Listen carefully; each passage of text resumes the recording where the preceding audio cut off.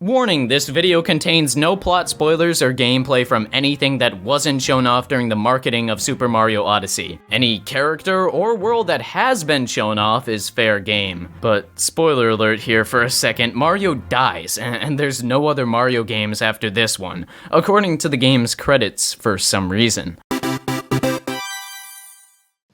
I don't think I've seen the internet more collectively hyped for a game like with Super Mario Odyssey. This seems to be the game of the generation, and for good reason. It's a beautifully crafted and brilliantly marketed Switch game starring a gaming legend. Mario is the type of series where the games are so good, they often compete with themselves for just how good or how one step below good they can be. Like probably most of you, I grew up with Mario. The first game I ever played was Super Mario Sunshine. And although my grandma would tell me Mario would cause me to lose chromosomes, I kept on playing and playing. Playing Odyssey reminded me of these fond memories I had as a kid playing Mario. Just all these fragmented, nostalgic experiences where I'd be playing a Mario game. Needless to say, Odyssey is great, and I think you should all play it. If you were on the fence about the Switch, I'd say Odyssey's tremendously high quality, along with other great games like Breath of the Wild, ARMS, and Just Dance 2017 should win you over to finally take the plunge. I don't normally recommend such a thing, but Mario Odyssey is one of those games you should experience in your lifetime. It's super fun, original, and a joy to play through. It takes elements from every Mario installment, from Super Paper Mario to Mario 3D World to Super Mario Bros. 1, and expounds upon their best ideas. Development began directly after the completion of Super Mario 3D World in 2013, with the main focus being to find a new, exciting direction to take the formula of Mario and the third dimension. The team wanted a way to maintain this sense of surprise and imagination, which came in the form of the hat-throwing and possessing mechanic. Essentially, the game was built around this idea of finding fresh approaches to this concept, resulting in the open-world sandbox system that Odyssey is centered on. Each environment served the purpose of having creative elements in different progressions, which the hat mechanic could capitalize on. Along with this central mechanic, the levels were designed differently than they had been from any other Mario title, taking inspiration from open-world collectathons like Banjo Kazooie or Spyro the Dragon, and I think they did a really good job with it. Surprisingly, Toad enthusiast and also the father of Mario, Shigeru Miyamoto, only had a small role in deciding on features and certain aspects of Odyssey rather than being more involved as he was in the past installments. The reason I bring this up is because this Mario game truly feels like a new take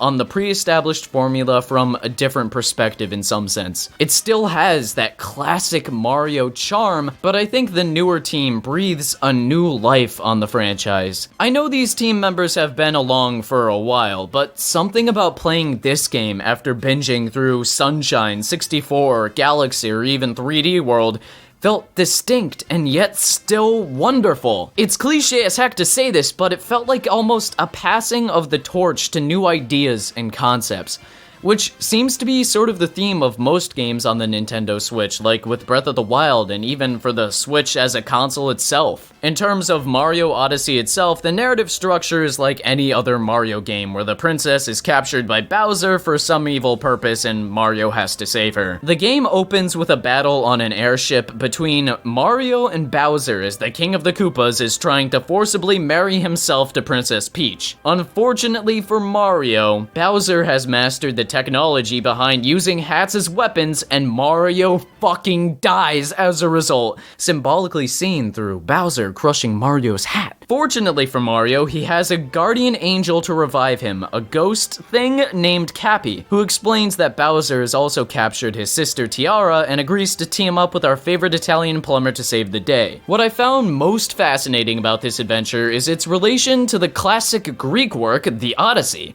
in which Odysseus goes on a similar quest to return to his lover after some ordeal and comes across a bunch of outlandish creatures and worlds. Similarly, Mario takes his ship to a bunch of different worlds worlds, sometimes in disguise, to eventually reach his love he's been separated from. In the end, the tale is about Odysseus killing all the suitors of his wife, represented by Mario's quest to vanquish evil to get his love, Princess Peach, back at the end. As a fan of classic literature, although maybe my pronunciations don't show that, I enjoyed how Nintendo tried to loosely mirror Mario's journey to that of Odysseus's. Of course, this isn't some dialogue-driven experience with nuanced themes or morals, but it serves its purpose. Since the story is so easy to skip through and still have a clue for what you do, I imagine this is right up anyone's alley for just investing yourself into the gameplay and atmosphere of Super Mario Odyssey. Though I have to say, the presentation is also such a marvelous component of this game's recipe for success. There's this stigma that Nintendo games automatically look worse than any game on PC or consoles,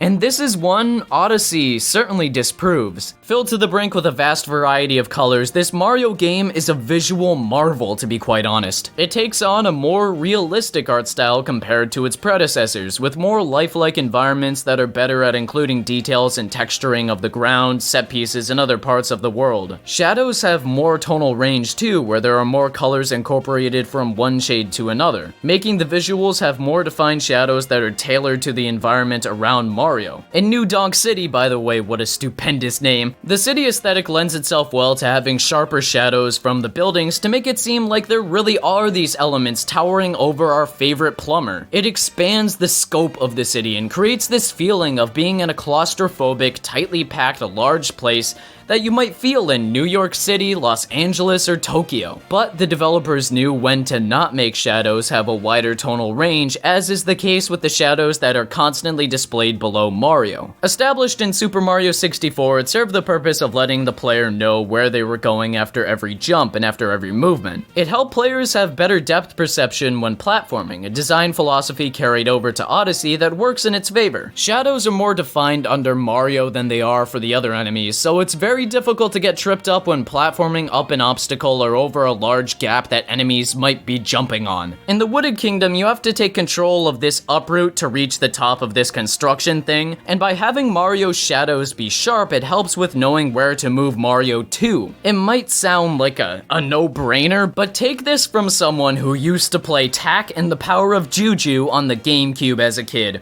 where shadows were less well-defined than our purpose in the universe. Truthfully, it's these small great things that add up over the course of your playthrough that contribute to Odyssey's overwhelming success. Take the HUD and menu system as an example. They're so clean looking. Menus are tiny aspects of games that I love, and when a menu is done right, you know it.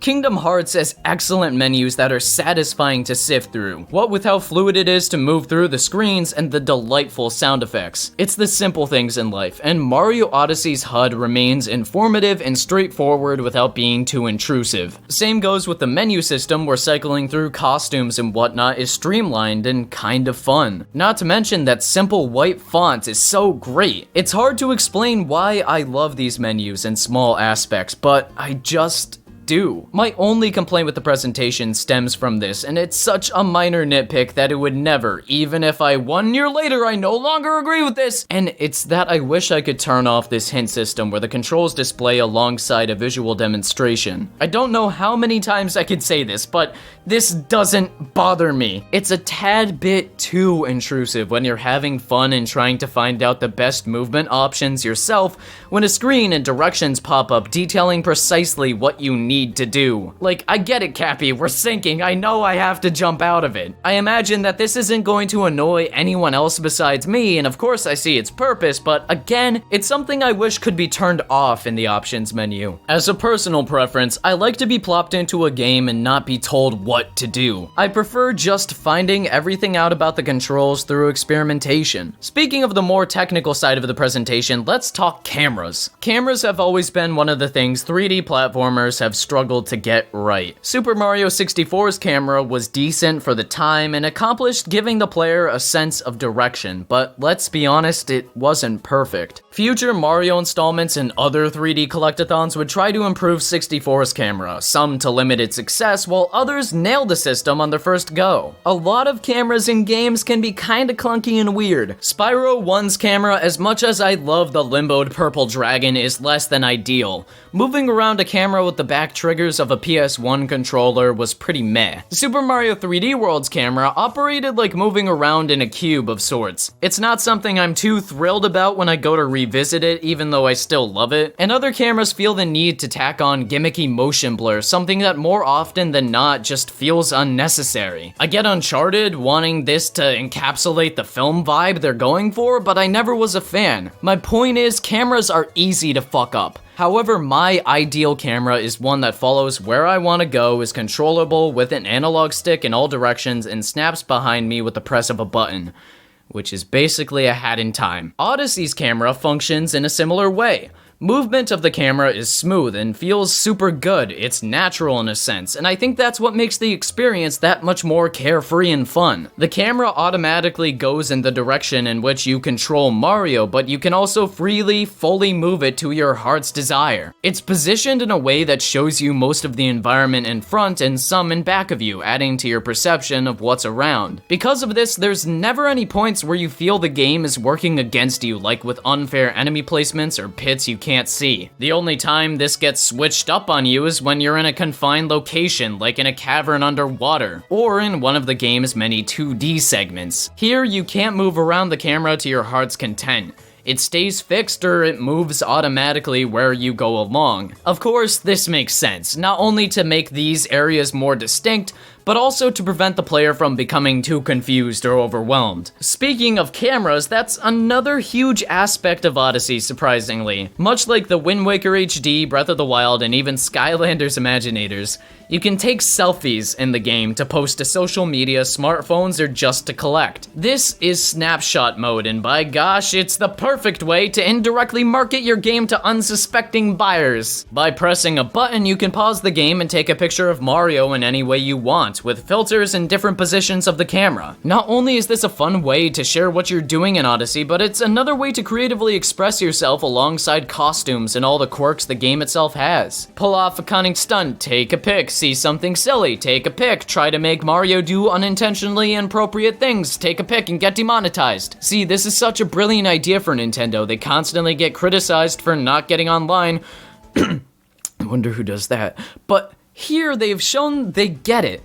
People are already sharing memes from the snapshot mode that was only featured in the Direct, and I can tell in the coming months you're gonna see a lot of Odyssey on your Twitter, Instagram, Tumblr, Grindr, or Reddit feeds. It's an interesting way for people to market Odyssey on their own accord while also having fun. It's so smart to utilize your fan base like this, and the video sharing feature on the Switch is only going to further flood the internet with Mario Odyssey. And I mean, why wouldn't you want to share your experience with Odyssey? The environments are filled with such vibrant features and well-detailed texture work. Nintendo has this bad habit of making every world and level they design so visually interesting. Whether that be the cel-shaded visuals of the Wind Waker HD, or the cutesy graphics of Kirby Planet Robobot, or even Splatoon 2's aesthetic. Nintendo knows how to push their systems to the max with good-looking displays of art. I'm in love with the direction Nintendo took Odyssey and how it carries over aspects of 3D World's presentation and combines them with the technical prowess of the Switch. If I may, I'm going to quickly run through the worlds just to show you what I mean, and I promise, no spoilers here, folks. I'm only going to be talking about the worlds they've shown off during the marketing. One of the first worlds is the magnificent Metro Kingdom, which houses New Donk City. With Pauline from the original Donkey Kong as the mayor, this definitely captures a bustling city vibe.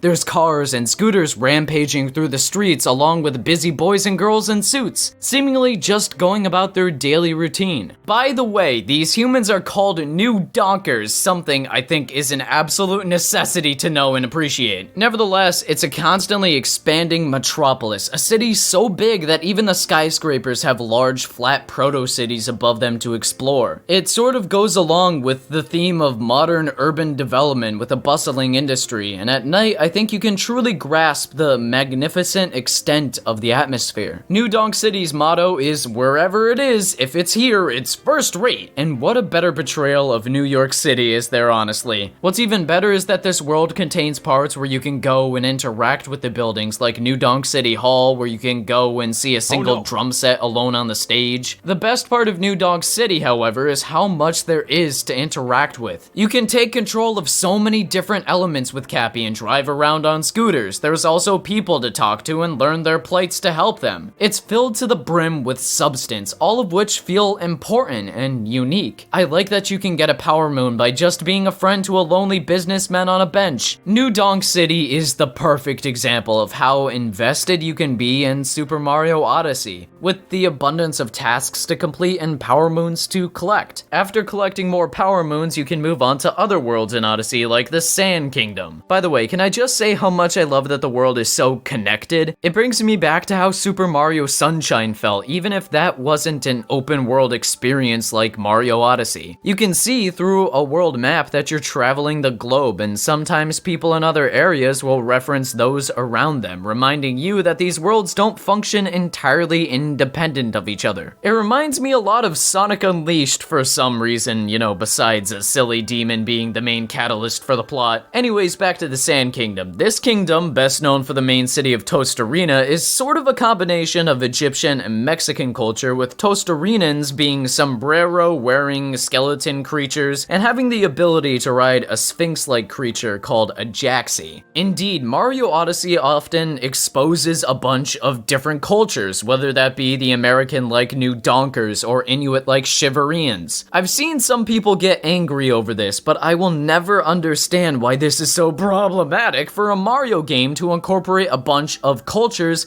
and locations from the real world in a harmless, light-hearted way. Plus, the Sand Kingdom has a lot of elements from Egypt, like the abundance of sand that is sprawling and expansive, the oasis or the Toastarian ruins that mirror those excavated from ancient Egypt. I love this concept for a world, and it's executed very well in terms of how colorful the city is compared to the more bleak, archaic designs of the ruins. It's a cool contrast of the past to the present. In terms of quote-unquote bleak, I don't think any environment pulls off that theme better than the Cap Kingdom, a land that has been ravaged by Bowser's evil antics. Littered across Bonatin, the main capital, are destroyed smoking airships, and posters advertising the wedding of Bowser and Peach are plastered throughout. What makes this world even more dreary is the whole style of the Cap Kingdom that has a black background with twisty buildings and an ominous moon lighting up the night sky. It's oddly depressing in a sense, with the darker color palette and the way everyone is emotionally destroyed about their airships being attacked by Bowser. Though there's something about the spookiness and sense of dread that I actually really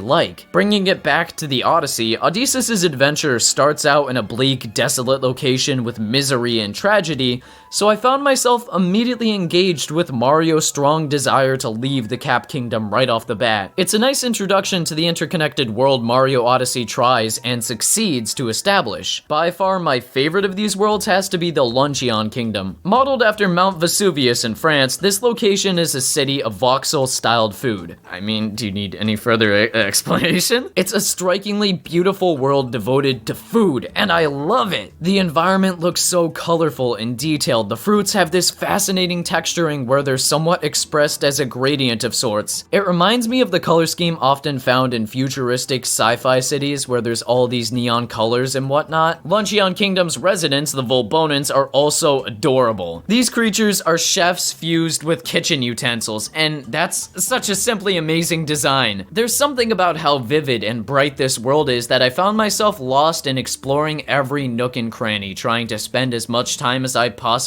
could in it. My least favorite world of the bunch, however, would have to be the Wooded Kingdom, and that's not to say it's bad, far from it actually. Just compared to the other worlds, I don't think I like this one as much. While I love the Iron Road and how it adds to the mechanical vibe established by the resident Steam Gardeners, it's just that traversing a huge dark forest wasn't my favorite part of Odyssey. I love the enemies here, especially the piranha plants that vomit acid, but the isolated nature of the forest didn't do it for me. I didn't particularly like the grassy texture work on the ground or all the trees when compared to something as colorful as the Luncheon Kingdom. Sure, the Cap Kingdom is just as dark and desolate, but it sort of had a purpose for being like that, considering the fact that Mario gets killed at the beginning. Maybe it's because I have a deep irrational fear of forests after I was attacked by a coyote as a kid, but I think it really speaks to Mario Odyssey's quality if my only complaint about the worlds was that there was one I had less fun in than the others. On the other hand, a world that I did have fun in was the Cascade Kingdom, a prehistoric-like land that's in the form of an upside-down Triceratops skull. As you probably noticed, much of the level is centered around this gigantic waterfall known as Fossil Falls, and how this set piece is animated and the fact a rainbow beams off of it, it's astounding. I love that the area you explore is just one island of many in the Cascade Kingdom. It furthers this sense of a vast globe that Mario is just dipping his toes in as he continues on his adventure. And while some might be critical of the missed opportunity of not explicitly showing connected worlds in the background, it makes sense because of how large of an area Mario is actually exploring. It's not even that big of a deal because each world was designed to simply be loosely connected, not to the same degree as seen by Super Mario Sunshine or Breath of the Wild. Even so, the Cascade Kingdom capitalizes on the prehistoric environment, something not a lot of games tend to focus on when it comes to world building, so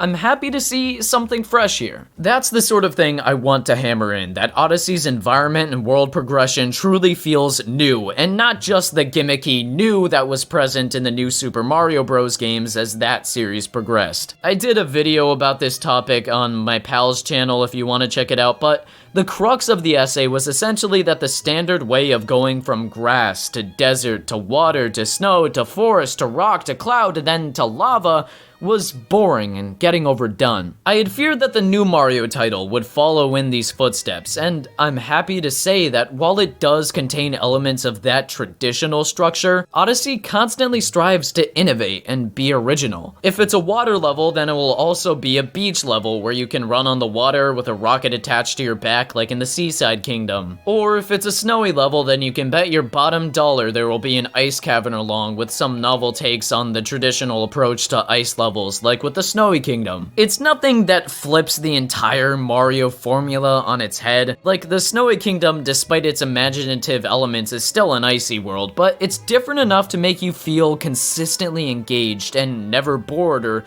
like you've done a certain thing before. What intensifies this feeling of unfabricated newness are the brilliant animations and models of the characters. The way Mario is animated is one of the best elements of Odyssey, whether that be how his hat bobbles on his head as he runs, the way he rolls around, the way he runs with his arms outstretched, the way he puffs out his cheeks while swimming, or overall just his facial expressions for possessing other beings around him. The man is so expressive with every environmental factor around him, and this makes Mario feel further connected to the world around him. He could be shivering at night in the darkness of the Sand Kingdom or dancing along with Pauline in New Donk City. Despite his lover being kidnapped, Mario is an easy man to please and still as upbeat and enthusiastic as ever. Additionally, I just love how Mario and all the other characters and enemies around him are designed. I could go through every individual design and tell you what makes them so varied and special, but I've already gone on long enough about the visuals. Basically, there are callbacks to past Mario enemies, new takes on old Mario foes, and all new enemies like the Brutals. Each is kinda memorable, and their existence in each level makes sense from a world-building standpoint, where there are Chef Bros in the Luncheon Kingdom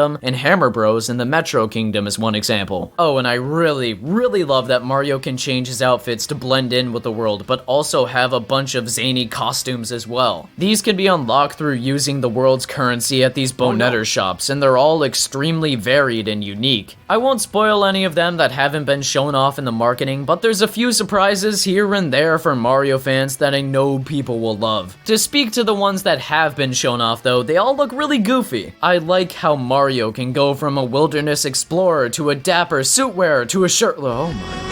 All with the press of a button. It keeps the gameplay feeling fresh and fun because the costumes add a bit of external entertainment. And unlike every other publisher, these aren't restricted to microtransactions or loot boxes, which is apparently something I have to compliment a company for not doing since that disease is so commonplace nowadays. You do really have to appreciate Nintendo's commitment to putting the game first rather than shoehorning in pointless DLC or amiibo. Oh, wait, fuck. So yeah, there are amiibo and they do what you'd expect them to do. Peach in a wedding dress allows Mario to equip and wear a wedding dress. Mario in a white suit allows Mario to wear his groom attire, and the Bowser one, well, I'm not sure what that one does since I didn't care to buy any of them. However, what's great about this is that all the amiibo content, according to Nintendo's site, can be unlocked through the use of no amiibo at all. I feel like that's a good compromise. You can choose to circumvent progress if you like by just getting amiibo outfits from the start or wait and get them naturally. This is a smarter approach to additional content in my opinion. I know I complained about Samus Returns locking amiibo content that was pertinent to the gameplay, and fortunately that's not the case with Odyssey. I can play as Mario in a dress without the need for amiibo, and I love that. He looks visually stunning. Still, I know I've said it a lot, but I love Odyssey's presentation a lot. It's hard not to sound like I'm just stroking it off, but I don't think I've paid this much attention to a world since Sunshine. I remember the beachfront of Seaside Kingdom. I remember the bustling city vibe of the Metro Kingdom. I remember the eeriness of the Cap Kingdom. I remember the forestry of the Wooded Kingdom, and I remember the red sandness of the Sand Kingdom. For some reason, I know every world's name and what was contained in each. And lest you forget, I have the IQ of a fucking lemon, so what gives? Why are these worlds so hauntingly unforgettable? Well, a large part of that has to do with the music, I think. Most tracks are super upbeat and catchy, and gosh, just listening to the theme fills me with such joy.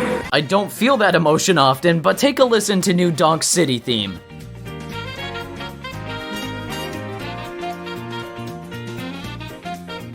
It's so jazzy and possesses this feeling of forward momentum with a quick tempo and fast licks of trumpet and saxophone. I think it's swing too, one of my favorite things to play in jazz pieces. Hearing the trumpet accentuate after the saxophone licks and then join them in on the main melody is heavenly and evidence of genius compositional work. And when the trumpets take over the lead melody, it makes me so happy. An underappreciated component for this particular song is the rhythm section. It's this groovy bass line, small use of the tambourine, and a percussion flow that's consistent with the overall light-hearted overworld theme. The Cascade Kingdom track, in contrast, is a more orchestral tune that reminds me of Gusty Garden Galaxy from Super Mario Galaxy.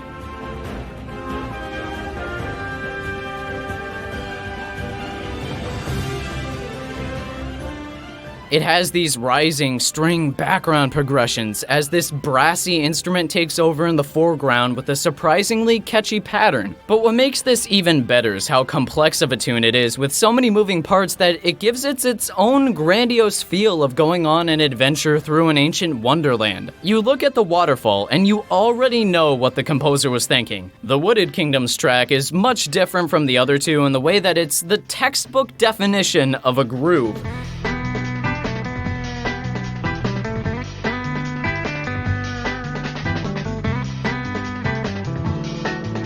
It has a driving drum set rhythm that accompanies a smooth bass line and a minimalist guitar melody that gives me this weird Super Smash Bros. Melee vibe for some reason. Still, I love it so much, and it's so catchy and perfect for roaming around this abandoned forest. Oh, and there's the theme of the Seaside Kingdom, which has this background piano tune that screams water level. Every instrument is used sparingly and has this interesting, laid-back feel. Xylophones are used too to capture this majestic feeling that's similar to Zora's Domain or Dire Dire Docks. It's piano intermixed with soft string instruments and mallet percussion, the perfect combination for this beach aesthetic. This is sort of the deal with the entire soundtrack. Each song is different and unique enough, which furthers this separation of worlds into their own distinct categories, and for lack of a better term, world. There's something about Mario music that always does this to me, no matter what game it is. It always has some tunes that I want want to re-listen to or add to my mixtape, whether that be the staff roll from Super Mario 3D World, Delfino Plaza from Super Mario Sunshine, Dire Dar Docks from Super Mario 64, Cosmic Cove Galaxy from Super Mario Galaxy 2, or Space Junk Galaxy from Super Mario Galaxy 1. Every Mario game has a stellar soundtrack. But with Odyssey, I think I found my all-time favorite Mario tune, Jump Up Superstar. This is Nintendo's first vocal track in a Mario game, and it's so fucking good! If I'm honest, this has been my jam for the past couple months or so. That's how much I absolutely adore everything about this one song. I love the vocal performance of Kate Davis and the background singers who make a tune about Mario into such a banger. I actually love these lyrics for how lighthearted they are. They perfectly capture the essence of Mario's carefree nature. I also love the bombastic big band feel where there are a bunch of different musical instruments bouncing off each other at all times,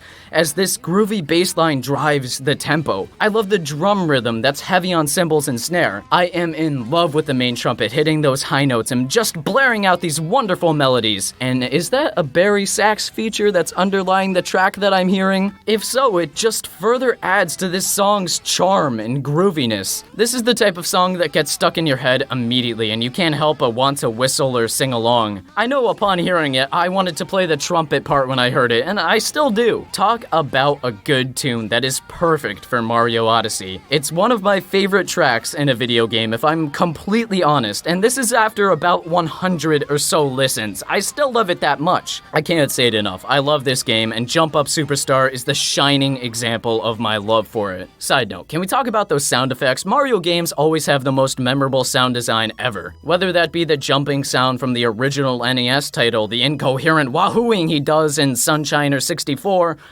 or any other. When you hear Mario speak, you know it's a him, and when you hear this dinosaur roar, you know it's Bowser. These only add to the fantastic atmosphere Odyssey succeeds in creating. It's such a small little quirk that makes you invested in the world around Mario. Anyways, let's get critical now and move on to the gameplay, which is also amazing, not gonna lie. Essentially, Odyssey plays like your traditional 3D Mario game in a general sense. You jump and run with buttons and analog sticks. On the Pro Controller and Joy-Con, movement is precise and feels super good. Much of the movement established in its predecessors, like the long jump or ground pound from Super Mario 64, is present and more refined here. Long jumping goes for a bit longer and seems to have a longer wind-up too than in previous iterations, with a different sort of animation, one similar to its appearance in 3D World. Ground pounding also has a different animation that makes wherever is being pounded conform to Mario's ass, as Mario's butt seems to meld into the environment he's ramming into. And now, like Sonic or A Hat in Time, you can roll around to pick up momentum, which makes Mario's moveset more fast-paced and fluid. This is something I assume the developer saw as a necessity for maintaining a quicker pace for exploring Odyssey's more open-ended sandbox levels. If Mario controlled like he did in Super Mario 3D World, I imagine he would be a bit too slow, and ultimately this would make for a less enjoyable player experience. See, my ideal method of control is something where I can control how fast I go through certain obstacles and areas with little regard for consequence, and Odyssey hits that mark almost perfectly. Mario is nimble, having the ability to climb up a bunch of different things and is able to jump in quick succession. This allows for more player mobility. A huge part of the reason why I love Super Mario Sunshine so much is the interesting, complex maneuvers you could pull off with Mario's simple moveset. The same rings true for Super Mario Odyssey, where you can jump out of a roll to maintain momentum, or triple jump, grab a ledge, and reach that area you thought vanilla Mario couldn't get to. My only complaint is that I wish Mario had some sort of slide like he did in Sunshine or 64. You can dive in midair here, but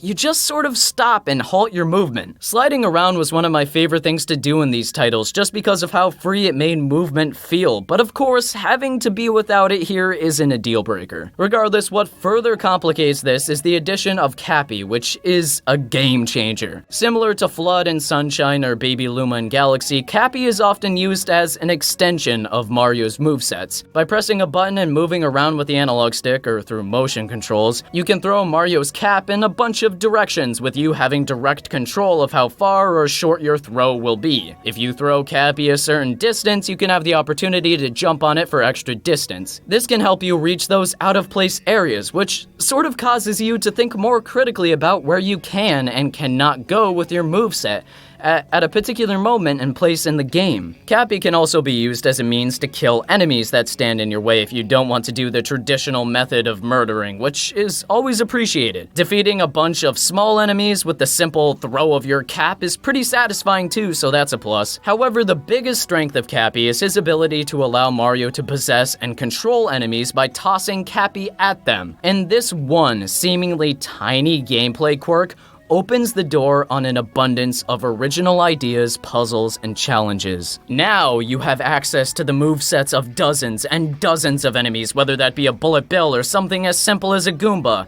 And I'm sorry to all the Goombas I offended. These enemies control how you'd expect them to, with you being able to throw hammers and jump around as a hammer bro or go through the water quickly as a Cheep Cheep. Most of these enemies only have a couple movement options and are generally used to accomplish some gameplay-specific task, like going up the Iron Road as an uproot or crossing a large gap as a bullet bill. It very much follows in my favorite mantra: keep it simple, stupid. And since there are so many things to capture and play around with, all with different feels and controls, it never gets boring to try to toss your hat at an unsuspecting enemy or object. I found myself actively throwing Cappy about because I wanted to see every single enemy I could control or object Cappy could interact with. Like in the Wooded Kingdom, you can take control of a Glidon that can fly through the air, and aside from being the cutest thing ever, it's very fun to soar through the air like you might have done in Super Mario Galaxy. There's something about flying in a huge open world I always loved, part of the reason why Spyro's bonus world was so appealing. And I love that Odyssey incorporates so many different gameplay styles. I can see why the developers wanted to create so many different sandboxes for the player to experiment around in. This is really a novel idea. The execution of Cappy might at first glance seem like a gimmick, but it feels so naturally interwoven with the gameplay. It feels like another basic part of Mario's moveset. One of the things I'm sure people are bound to hate just on principle are the motion controls, which are actually the best use of motion controls I've seen implemented into a game like this. Motion controls, in my opinion, have evolved past the point of being an experimental, primitive piece of technology into a competent component. We've come a long way from the Wiimote to the Wii Motion Plus and finally to the Joy-Con. You had such terrible displays of the technology in the early 2000s, with Wii shovelware giving them a bad name, like with Shrek's Carnival games or fucking Puss in Boots. Furthering that were the controversial motion controls in Skyward Sword, a polarizing complaint I personally never experienced. Unfortunately, there still exists this stigma that anything with motion controls in it is inherently clunky and therefore bad. Most developers seem to opt out of them whenever they can, and putting aside the cost benefit, I can see why people are hesitant to incorporate them into modern games. ARMS got some flack for having them, and a buddy of mine complained that the motion controls were stupid in Breath of the Wild purely on the principle of them existing. While it's not wrong to simply prefer never using motion controls, I think Odyssey uses them in a non-intrusive manner that only benefits the gameplay. By using both of the Joy-Cons, you can change the direction in which Cappy is thrown at any point and also change how far it will go depending on how much you flick the controller. I believe these are called hat tricks, and it makes sense because they serve the same function. It's some visual flair for tossing your hat, but also you can control precisely where you want it to go. Since this is also optional, as in you can complete Odyssey without ever having to use motion controls,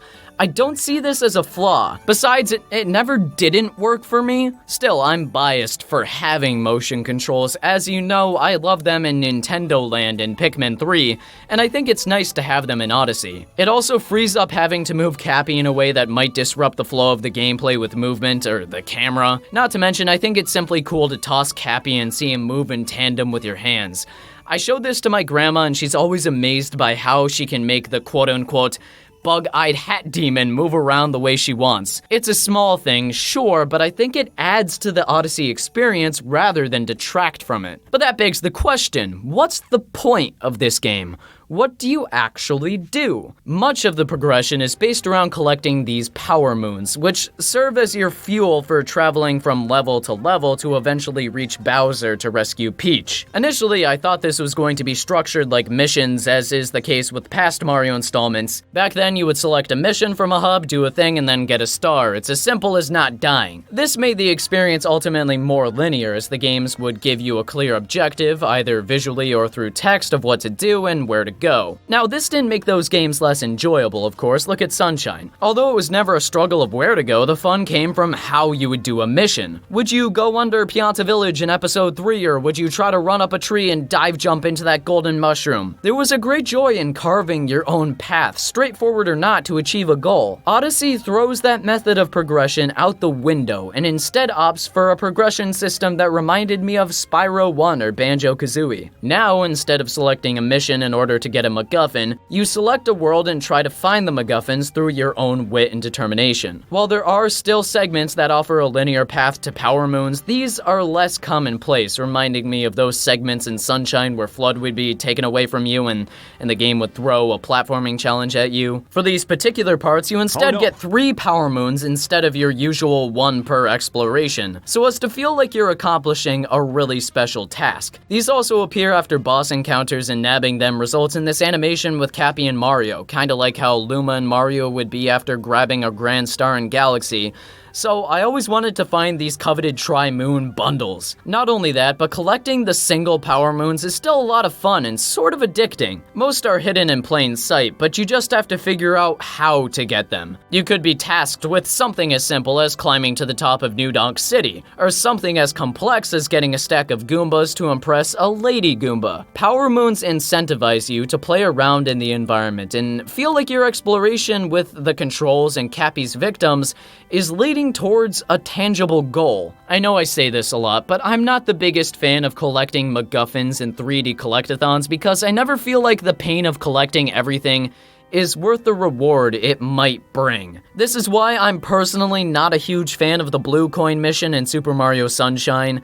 I never felt like that postcard reward at the end was worth the turmoil of collecting blue coins at all. With the power moons, on the other hand, I actually felt compelled to keep collecting and collecting because they were tied with doing some fun task and actually worked towards some progression. The power moons are just the sort of icing on the cake for interacting with the world. Plus, each moon draws you closer to getting to travel to a new world, and since every single world is bursting with charm, you always cannot wait to see what the game might throw at you next. If the developers were working towards maintaining the quote-unquote feeling of surprise, they nailed it with the power moon progression. The design of the levels feels like it was constructed around this sense of exploration. Every world has a bunch of different elements for you to interact with to get a power moon, rather than the elements of the world interacting with you for you to get a star, as is the case with kind of the past installments, which isn't bad. This more open-ended approach to game design allows for a more easygoing experience where you can explore. You can throw Cappy and platform at your own pace. You control how much time you spend in each world and what power moons you go after at certain times. It truly feels like a sandbox experience, one that gives you the ability to do what you want in a confined space while adhering to the game's rules. Sometimes you could be in New Donk City and have to take control of a power line to move up a skyscraper, while other times you have to use Cappy's ability to possess a post to launch yourself up some vertical object. Levels were built with Cappy's mechanics in mind, and I love that. I love that you can go at your own pace and discover paths of the world that have never been shown off in marketing and experience them firsthand. There's a real childlike sense of joy you feel whenever you find something out of the way or do a mission that people might have missed. With Mario's tight and responsive controls, it makes traversing every level enjoyable. Oh, and there are also these currency coins that are present in every world that can be used to unlock costumes for Mario to wear. These further incentivize you to explore every nook and cranny of every level, since every collectible has some purpose. Coins are your lives counter too. There's no one-ups here, so the coins themselves no longer feel like just another side thing to collect for some MacGuffin or whatever. Every collectible has a purpose, and levels are smartly crafted to coax you into making sure you get all the collectibles you can. Another large component of Odyssey is finding power moons through mini-games and other subsections that you might go through. These minigames include anything from driving away from a T-Rex on a motor scooter, jumping rope a bunch of times, racing people, and then there are a lot more. See, that's the great joy in Odyssey's world. It doesn't restrict itself to one particular style of play. There's a bunch of different things you can do. It kind of reminds me of the side quests you would do in other Zelda games, like the Wind Waker's bombing minigame where you play like Battleship, or Ocarina of Time where they have that shooting gallery. And I do enjoy these elements of Odyssey. I know I've seen some people say there might be an overabundance of minigames in Odyssey, and as if it distracts from Odyssey's main platforming in it, but I wouldn't necessarily agree with that. There's still a large emphasis on platforming, though. You have challenges where you toss your cap at a scarecrow and try to jump up and reach a power moon in time. So very much, it's this mixture between an action-adventure game, a platformer, and doing a bunch of seemingly random minigames. And it's all still fun. Of course, with how Mario has always been designed, you haven't gotten a lot of these elements where the gameplay style gets completely switched up on you and you have to do side quests or something like that. Does that make it bad? Of course not. It just makes it different, which is why I like Odyssey a lot. I know I'm just hammering in that point, hammering in that it's different and not bad, but I think it really needs to be said that this is a different Mario game and it still works. The only connecting linear thread is that you have to beat the brutal boss or elemental boss to move on, since they often trap you in arenas. These function like the standard, modern 3D Mario bosses that usually take 3 hits to vanquish and you have to dodge their attacks in order to beat them. It's nothing mind-blowing, and honestly, these are some of the weakest aspects of Super Mario Odyssey. While I'll admit those brutal designs are great, and not to mention that name, the fights themselves aren't very fun or challenging from a gameplay perspective. Sure, you don't play Mario for an enthralling difficulty spree, but the brutal bosses are a bit too similar to each other, making each fight ultimately less engaging. Most bosses follow in the same strategy of waiting for an opportunity to use Cappy to damage them. This is a visually interesting mechanic, as the attacks you can pull off are flashy and everything, but they seem to contradict Odyssey's more open-ended gameplay philosophy. Because they're so easy and don't offer a fresh take on the traditional Mario bosses, I didn't love them as much as I wish I did. I think maybe if the developers chose to have the bosses in some open plane, it would have been a lot better. That way, you could choose how you deal with them and perhaps bring the abilities from other enemies Cappy might have captured along the way. Not only that, but what if the bosses interacted with the environment? What if some bosses could use the terrain to their advantage, so it isn't just a standard boss fight in an arena? This is something you do when you take on the Wiggler of Gelato Beach in Sunshine, where you use these sand structures in order to weaken him and attack his belly. Say what you will about Sunshine, but I liked how the bosses were seemingly part of the environment and not separated from the world. Anything else besides this run-of-the-mill boss style would have been better in my opinion, because with how original everything else feels in Odyssey, I really wanted different bosses from those found in past installments. Another weaker part of Odyssey are these 2D platforming segments where you take control of a sprite Mario and platform like you did in 1985. While initially novel and unique, the luster wears off as you encounter these parts over and over and over again. Don't get me wrong, these 2D sections are short and non-intrusive, with them usually only being used to get an optional power moon or to get from point A to point B in a more interesting way, but they get a little old and tiresome. I found these slices of Odyssey more redundant because with how Mario controls, there's only so much you can do that hasn't been done before. It's a simple callback, yeah, but when it starts hindering my experience by being more of a nuisance rather than a fun aspect of the game, that's when it becomes a slight issue. I imagine these parts will appeal to those who grew up with Super Mario Bros. On the NES, but as a child of the, not that year, I didn't find them to be that fun. Do they ruin Odyssey's gameplay? Of course not, but they're simply not my cup of tea. This fundamentally comes down to personal preference. Whether you like the 2D Mario games of the past will largely determine if you enjoy these callbacks. Surprisingly, there are quite a few bits of 2D platforming for each world, so if that's what you like, I'm sure it will only add to your experience with Odyssey. Taking a step away from the negative parts of Odyssey, another fantastic facet is the co-op. co-op. Again, I'm pretty biased when it comes to couch co-op in games. It's something I feel has gone to the wayside as of late, but I always appreciate whenever it's implemented into a game. I have fond memories of playing Super Mario Galaxy with my cousin as a kid, where we'd take turns on who could be Luma and who could be Mario. Sometimes we'd fuck with each other, annoyingly making Mario jump at all times. And other instances, we'd try to work together, like with using Luma's ability to freeze enemies and platforms. Still, it was a shared experience, and that's what I like about video games, which is part of the reason why I still do videos regarding the games I play. Much like its predecessors, Odyssey's co-op functions, with one player taking control of Mario and another controlling his sidekick, this time Cappy. The other player is tasked with beating enemies as Cappy or choosing if Mario will be able to capture an enemy or not. Rather than taking on a more intrusive role to play, the second player can't really hurt Mario's gameplay. Though, I do like how the two can operate independently of each other, which makes the co-op feel more like an equal experience in a sense. Sure, Mario still controls the camera and general movement, but Cappy isn't restricted by the range of the Wiimote or anything. I didn't expect the co-op to be as fun as it was, but here we are. I had my grandma try it out, and I know I'm bringing her up a lot, but I kind of played a little bit of this game with her. And it was just simple enough where she was having fun and she was part of the Odyssey experience without having to move around or solve puzzles. If you have kids or like a younger sibling or relative, I think letting them play as Cappy would be really entertaining for them. It feels like Nintendo designed the co-op feature with that same philosophy of keeping things simple, and that's something I love a lot. Real quick, I want to go into the completion bonus of Odyssey, and that might involve going into spoiler territory, so if you want to avoid that completely, not know anything about the completion bonus or anything revolving that, skip to the time right here. It will be there.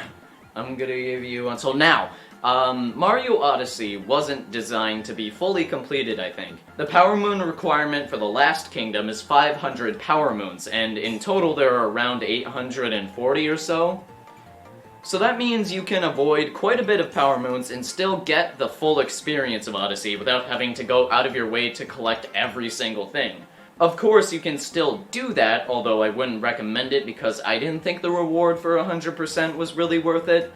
But those last two kingdoms, the ones that require extra Power Moons aside from the final boss encounters and just regular progression, they are kind of cool. I would have liked for there to be more kingdoms that you could go to that were entirely unique, which there is one that's really, really awesome that you get for just completing the game. But again, I just would have wanted more. What would be actually kind of cool, and I know I would buy into this, is if Nintendo released DLC packs for the new kingdoms. DLC is a contentious topic, and usually I'm not a fan of any DLC in any game whatsoever. In Odyssey's case though, because the game feels complete in just long enough, I would be fine investing more money into it because I really want to play more and more of Odyssey. I'd love to see what else the developers could do with this formula and add new enemies or go to a different world or maybe, I don't know, go back to Delfino Plaza or Sunshine Worlds. Ultimately, because Odyssey isn't designed around 100% completing this game, rather than just finding all the Power Moons you can to get the full experience on the baseline rather than going for that like little sugar on top, I guess is a good analogy. I think this is one of the only times where I'd say collecting just 500 Power Moons, which is more than you need, is actually kind of worth it in the end. It's an interesting dichotomy where the gameplay completionist reward is less than the 100% completionist reward, but they're still kind of on the same playing field, so you can go for 100% by not actually getting 100% and completing the game. And I like that a lot. It's sort of the same thing about getting all the Korok seeds in Breath of the Wild. Ultimately, you're not going to get anything for it, but it's that you can get pretty much the full experience by just going after a small amount of them.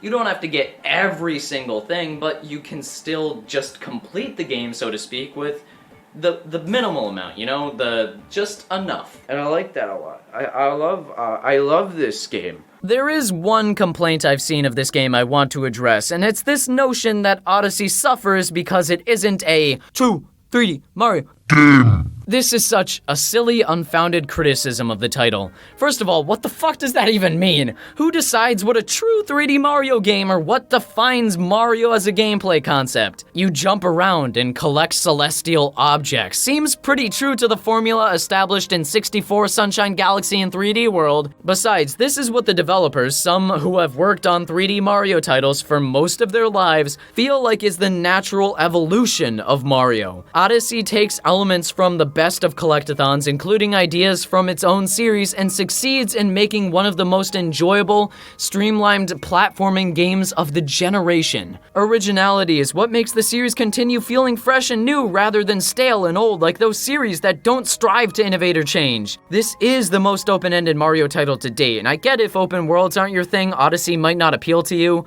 However, saying that because something is different and then on that principle saying that it's detrimental is not a valid critique. Mario is at its best when it does something new or borrows old ideas to improve and tidy up, which is nowhere better expressed than here with this Switch installment. While there aren't many returning characters from the Mario universe like Waluigi, that sort of makes sense considering this is an entirely new world, separate from the Mushroom Kingdom. It doesn't tread on old ground like revisiting Green Hills, World 1-1 from the NES title. If you want to play a true 3D Mario game, then play whatever Mario title suits your fancy. Odyssey existing doesn't take away your ability to satisfy whatever need you might have for that kind of gameplay. Quite honestly, I think people are just looking to hate anything that's popular or hyped purely because other people seem to hold it in such high regard. Saying the game is overrated or anything like that is such a shallow critique. Why do people liking it too much detract from the game's individual quality? It doesn't, and it shouldn't. If that's the only reason for disliking Odyssey, then I don't really know what to tell you. I just know in like a year we're gonna see every dickhead with a microphone saying, "Is Mario Odyssey still good?" Oh wait, that'll probably be me. Shit, shut it down. Rip my credibility, Herox. In all seriousness, I get having different opinions, but I don't know how you could say Mario Odyssey is a bad game because of its hype or that it's not Mario enough. I get hype culture raises expectations for a game beyond belief, but that shouldn't detract from the quality. Every game should be evaluated by its own merits without any social context or silliness. You have to be fair to the game in that regard. It's not the game's fault it has built up so much excitement. Don't let preconceptions ruin a game for you. Overall, Super Mario Odyssey is a masterpiece of a game and one that needs to be in your collection. This game should be your ticket into getting a Switch if I'm honest. It's sort of the same reason I recommended the PS4 when Bloodborne came out. Some exclusive games are just too good to pass up, and with more sales, I'm confident we'll see more games like Odyssey come out from Nintendo. With Breath of the Wild, ARMS, Splatoon 2, and now Odyssey,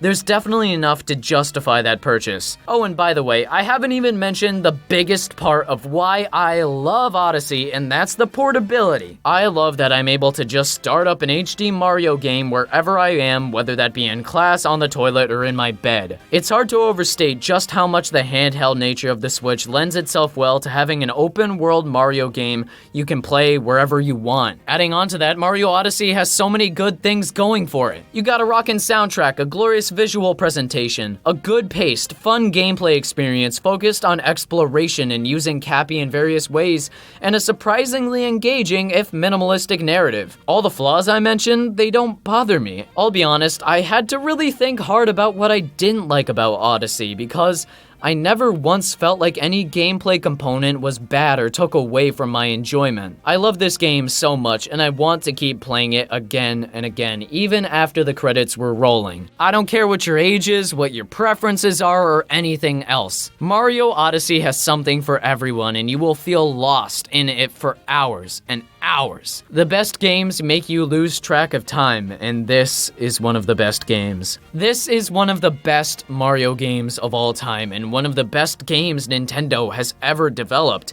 That's high praise, but it's warranted. Now, as for my favorite Mario game, I still have to say it's Sunshine, purely due to my nostalgia. I just love that game. I grew up with it as a kid, and I don't think I'll ever stop loving it, regardless of how many flaws I realize there are as an adult now. My personal top 5, even after playing Odyssey only twice and like less than a week to sit on these thoughts, it would go something like number 1 being Sunshine, number 2 being Odyssey, number 3 being Galaxy 1 and 2, number 4 being 3D World, and number 5 being 64. I love all the Mario games, but I guess just ranking them in my personal preferences and what I found most fun to play out of each, that would be it. If you have any thoughts about that or want to tell me your favorite ones, let me know. I'm interested to see if people disagree. I know I posted this to Twitter and a lot of people told me my opinion was wrong for liking Sunshine so much, but guess what? Ain't nothing gonna beat Sunshine because that baby is my baby and I will love it forever regardless of how many flaws. So what now? Where do I want to see Mario go in the future with the success of Odyssey from a gameplay standpoint? See, my only real complaint about Odyssey is a non-issue. I just wish the game was even more inventive and creative, which would only add to how innovative it already is. I'd love to see future Mario installments expand on Odyssey's open-ended design philosophy for bigger, more connected worlds as an example. I'd love to see the developers try to make more interesting boss fights, or perhaps have a rival character like El Piantissimo as in Super Mario Sunshine. Have somebody there to offer you challenges and taunt you. What if you could play as Luigi in the post-game, or interact with more characters from the Mario world like Waluigi or whatever? I also wouldn't be opposed to taking Mario to other worlds besides Earth in the future if Odyssey gets a sequel or something, which I hope it does. Still, I think maybe incorporating some other ideas from past Mario games would be kinda cool too. Regardless, I think this is a good direction for Mario. People tend to enjoy more open-ended approaches to level design, so I think that's something that should stay in the future. I don't exactly know what else the developers could do to make the Mario experience more magnificent, but they've surprised me before, and I'm sure they'll surprise me again. I'm interested to see how Odyssey will be perceived as time goes on, because I know a lot of people will probably consider this to be their favorite Mario game ever, straight from the get-go. I know my pal Exoparadigm Gamer has told me that this was the Mario game he had been envisioning since his childhood. I think this is a game that will hold up over the course of time, and I'm happy to know people will love this game as much as I did. Don't wait for that price drop or sale, go buy this game if you have the money to spend. Anyways, as always, if you disagree or agree with me, let me know in the comment section below. I'm always willing to have a chat if you're willing to give me the time, and of course, not the anger. Thank you so much for watching and take care, have a wonderful day. Haha, wow, I just finished editing a video. Yeah, so I guess the reason why I wanted to appear here at the end is to thank you personally for helping this channel grow and also reach 100,000 subscribers, which was pretty cool. I'll be getting one of those sources of validation pretty soon. No, in all seriousness, I do want to thank a lot of you for sticking around, all of the people who have been here since the beginning, since I put out very, very terrible content, and I apologize for those earlier years. I'm gonna try my best to do new things and not stay in one place, maybe branch out to bigger, better ideas. Probably still in the realm of video games, but you get the gist. Hopefully I can keep delivering good quality original work like this in the future, maybe utilize this baby a bit more. A lot of people in the comments call me father, which my grandma sees, and she always asks me if I have any estranged children, which I hope I don't. So yeah, thank you for watching. I said it enough. Thank you for subscribing. Thank you for liking videos that I make, and yeah, just don't die, alright? Don't die, okay? Here we go, off the rails. Don't you know it's time to raise our sails? It's freedom like you never knew. Don't need bags or a pass. Say the word, I'll be there in a flash. You could say my hat.